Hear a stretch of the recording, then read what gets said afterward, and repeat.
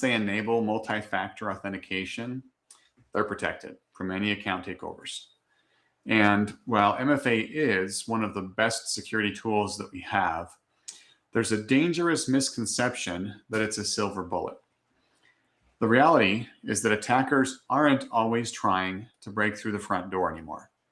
Sometimes they simply wait for somebody else to open the door, and then they sneak in behind them. Today, I'm going to be talking about session cookie hijacking, which is a technique that allows cybercriminals to bypass MFA entirely without ever needing your password or your authentication code. Understanding how this works can completely change how you think about cybersecurity. Hello, everyone. I'm Michael Kinnett. I'm CEO and founder of Eternal Networks. And here at Eternal Networks, we believe in empowering businesses with the knowledge that they need to succeed. So every Friday at 1 p.m. Pacific time, I go live on all of our socials to discuss different topics around cybersecurity and technology to help empower others. At Eternal Networks, we are dedicated to creating safe and secure environments for businesses and people to thrive in doing what they love, and helping others to stay educated on technology and cybersecurity is a big part of our mission. At the end of the live stream, I'll make sure that I leave some time to answer questions. So if you have any, throw them in the comments in the chat at any point in time. We'll cover those at the end. All introductions aside, let's get on to today's topic. Let's start with something important here. MFA, or multi-factor authentication, absolutely works. Just want to be clear up front.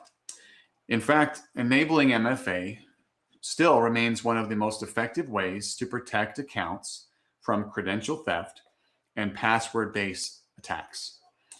The problem is that many people treat MFA as the final layer of security for their account. Attackers don't. Modern cybercriminals understand that defeating MFA directly can be difficult. It's not impossible, but it is very difficult. Instead, they look for ways to bypass it altogether by targeting what happens after a successful login.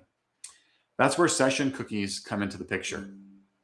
You may even have seen recently in the news that the FBI issued a public service announcement regarding Microsoft 365 access token theft, warning about a rise in this type of attack. So what is a session cookie, right? Let's start off with that. Think about attending a concert or maybe a conference. You show your ticket once at the entrance, you check in, and after you're verified, security gives you a wristband. And for the rest of the event, you don't have to keep showing your ticket. You've got your wristband, they see the wristband, and you're verified as someone who is authorized to be there. A session cookie works in much the same way. When you log into a website or application, the system verifies your identity using your username, your password, and MFA. And then your browser or that local app receives a session token, which is often stored as a cookie, that tells the website you've already been authenticated. That token allows you to stay logged in without entering your credentials every few minutes. It's very convenient, but it's also very valuable to attackers. If a criminal steals your password, then they still have to deal with your MFA. If they steal your session cookie, they may not have to authenticate at all. The session token acts like proof that you've already completed the security checks. By reusing that token, an attacker can potentially access your account as if they were sitting there at your computer logged in as you. So this isn't about breaking MFA, it's about completely skipping it. And that's what makes session cookie hijacking so dangerous. All right, so how does this happen, right? How do these criminals do this? Well, there's several common ways that these threat actors can steal session cookies. So let's walk through some of the big ones here. Number one, we call this the adversary in the middle phishing. And this is one of the most effective techniques that's being used today. You receive an email that appears legitimate. You click a link to what looks like a normal login page. The page functions correctly. You enter your username, you enter your password, you approve your MFA prompt, and it logs you into the site, the application, and everything seems normal. But behind the scenes, the attacker is acting as a middleman between you and this real website. So you are actually logging into the correct website, but they're in between. They capture both your credentials and your authenticated session token in real time. The login succeeds, you continue working, thinking everything is fine, but now the attacker also has access. All right, the second method that they use is what we call the browser in the middle attack. And this approach is very similar, but a little bit more sophisticated. Instead of simply capturing login information, this attack effectively inserts the threat actor into the browsing session. Once you've successfully authenticated, they then steal the active session token and begin using it themselves. Once again, since the token represents an already authenticated session login, additional MFA challenges most likely will never occur. All right, number 3. This is just an endpoint compromise. Sometimes attackers don't need phishing. They don't need any advanced methods to get this. They just infect your device. And maybe it is through phishing. Maybe it's through a malicious website. Maybe it's through something, something else. But once that device is infected with malware, the criminals could extract session cookies directly from the browser. Remember, these tokens are essentially digital keys. Once stolen, they could potentially be reused to access systems and applications without ever asking for a password or for the MFA. Sounds pretty scary, I know. So let's talk a little bit about what businesses can do about this. And I do want to be clear again here that this is not a reason to stop using MFA. It's a reason to strengthen the layers around MFA. Don't treat it as the last step. Treat it as one of the layers in your cybersecurity stack. So let's go through several practical steps that organizations should consider implementing to help with this. First of all, like I've said already, right? Continue enforcing MFA across all accounts. Wherever you can turn on MFA because it definitely helps. Number 2, you want to adopt phishing-resistant authentication methods whenever possible. Right? We don't want criminals to be able to phish and then gain access to your MFA. All right, number 3, keep your endpoints up to date, patched and protected with modern security tools. And we're not talking about just basic antivirus tools here. We're talking about endpoint detection and response, managed detection and response. We need to be able to ensure that you've got the latest modern security tools in place protecting these endpoints. Number 4, this is a critical step where you would implement some sort of monitoring system to track your Microsoft 365, your Google, your Adobe accounts, whatever cloud apps you're using, to monitor for unusual login behavior and events that we call impossible travel. You may wonder, like, well, what's unusual login behavior and what's impossible travel? Well, think about, let's say we get an event where it shows that you've logged in from your office in Nevada, right? And then within a matter of a few minutes, we get a login from somewhere else in the world, maybe New York City. It's highly unlikely that you've invented teleportation and can go from Nevada to New York in a matter of mere minutes. So we consider that impossible travel. It's impossible for you to travel from one location to another location that quickly. That would be then flagged in this monitoring system as impossible travel and something that we could either automatically lock out the account or take next steps to determine what's going on.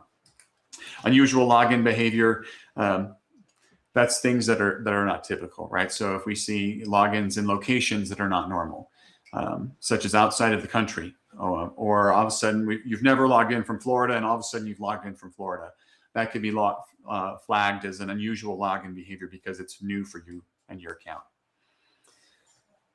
Once you monitor those things, then your security team can then evaluate and take steps on those. One of the other steps that you should consider taking is reviewing your session timeout policies for sensitive applications. Essentially what this is when is that session cookie revoked? Are you allowed to stay logged in for 8 hours, for 1 hour, forever, right? At what point does the system say that session cookie is invalid? Now we need you to enter your credentials and your MFA again. And obviously we don't want those session cookies lasting forever. So you'll have to work on, well, what is a relevant session timeout policy for those different applications? You don't want to annoy your end users and require it every 5 minutes, but going an extended period of time opens the door for that type of theft. All right, and this is another critical tip here. Train your users to identify modern phishing attempts and attacks and suspicious login pages. Even though one of the methods I mentioned where the website, it's the legitimate website, right? And there's that man in the middle that's intercepting everything. The URL is going to be different, right? So treat them to look at those URLs, look at what's on the page. Anything that seems suspicious, assume that it's not good. Don't log in, right? Go to a known good site and log in through that method instead of following any links and emails. So just train them on these things, and that training should be not just a once a year. That should be an ongoing training where you're talking about that. I would say at least quarterly, if not monthly. All right, another tip here is implement security monitoring that's capable of detecting session abuse and account takeover attempts. Similar to the other monitoring of impossible travel, right? Make sure you're monitoring for those things that we've been talking about. And the goal here isn't to rely on a single control like MFA. The goal is layered security. Always assume that one of your layers is going to fail and have another layer in place that can help detect and protect you in the event of an attack. One of the biggest lessons in cybersecurity is that no single tool solves every problem. Firewalls, antivirus, anti-malware, anti-phishing, anti-spam, MFA, all of these help, but attackers are constantly adapting, constantly evolving. And so it's critical that we recognize that we need multiple tools in our stack to be able to provide proper protection. When organizations build multiple layers of protection, they dramatically reduce the likelihood that a single compromised account becomes a major incident.